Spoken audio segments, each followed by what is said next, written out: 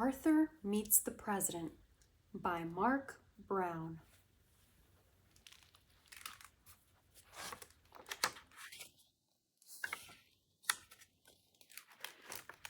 Listen carefully, class, said Mr. Ratburn. This is a national contest, so do your best work. I love contests, said Muffy.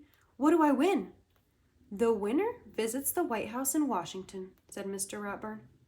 What do we write about? Asked Arthur. The subject is How I Can Help Make America Great, said Mr. Ratburn.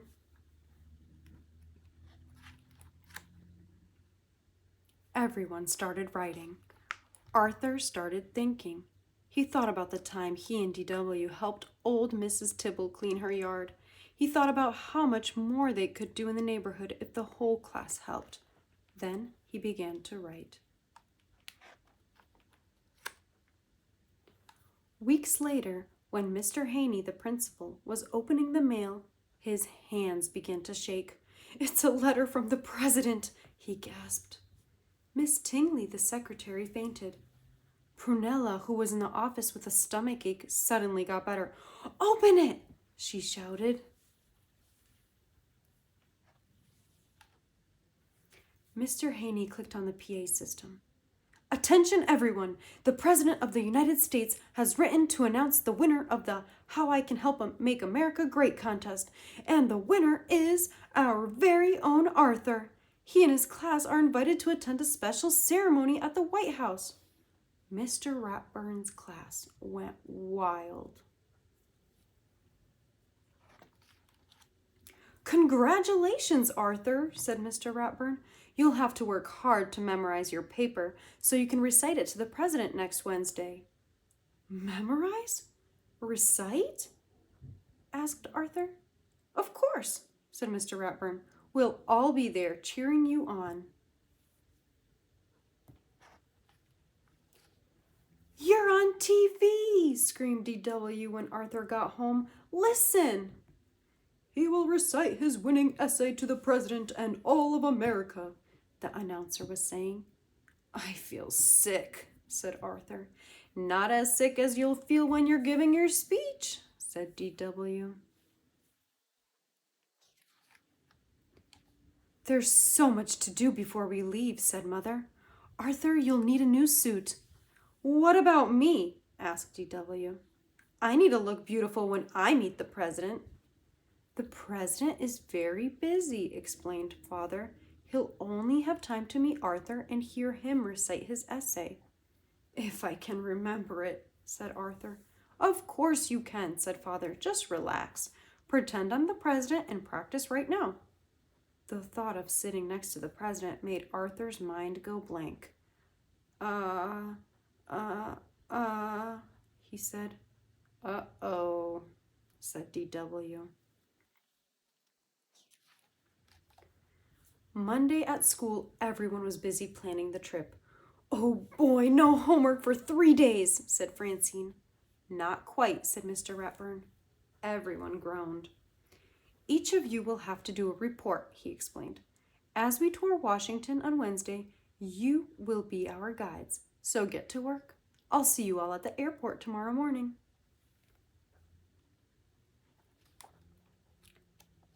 Arthur tried to study his speech on the plane. Don't forget to mention me to the president for the Teacher of the Year award, Mr. Ratburn reminded him. Aren't you excited? Asked Buster. I'm too nervous to be excited, said Arthur. You need help, said D.W. I'll make the speech for you. I have a lot of ideas about how to run the country.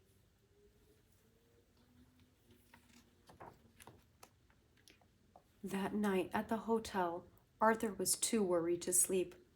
What in the world are you doing? Asked Father. What if I forget my speech and the president laughs at me? Arthur asked. The president would never laugh at you, said Father. Why don't you write your speech on note cards and keep them in your pocket? He suggested, just in case. What a great idea, said Arthur. He felt much better. Now try not to worry and go to sleep, said Mother. The next morning, everyone met in front of the Jefferson Memorial. Arthur, you look so handsome, said Francine. Ready to meet the president? Said Mr. Ratburn. I guess, said Arthur. He reached into his pocket to make sure the note cards were there. Time for your reports, called Mr. Ratburn. Only 1 more hour until we're due at the White House.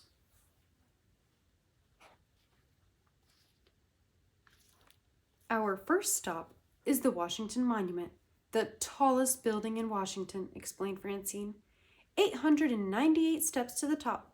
Everyone ready? Are you kidding? Said DW. I'm taking the elevator.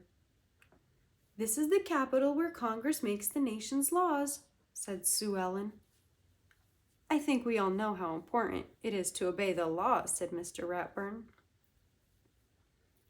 The National Museum of Natural History has great mummies, said Buster. Follow me. No thanks, said Muffy. I'll meet you at the gift shop. The last stop was the White House. It's so big, said Arthur. Not as big as Muffy's house, said DW. The White House has 132 rooms, said the brain. Every president except George Washington has lived here. It has a barber shop, clinic, indoor pool, theater, gym, and its own library. And the president's office has fancy gold curtains just like the ones in our living room, said Muffy. Excuse me, said the president's secretary.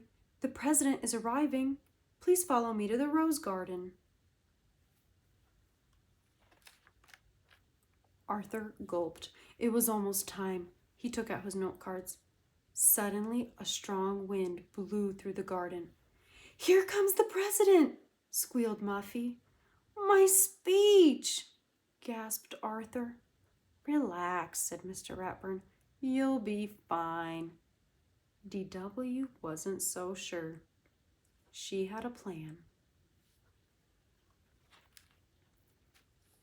Arthur had never seen so many important-looking people. Good afternoon, Mr. President, he began. When I think about what I can do to make America great, Arthur began to feel very warm.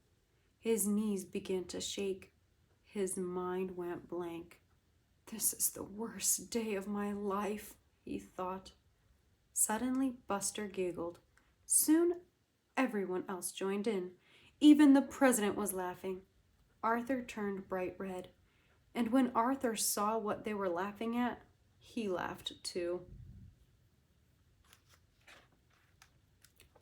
Now Arthur felt much better. He recited his whole speech without forgetting a single word.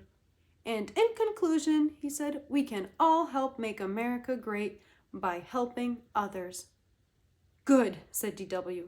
Then help me down.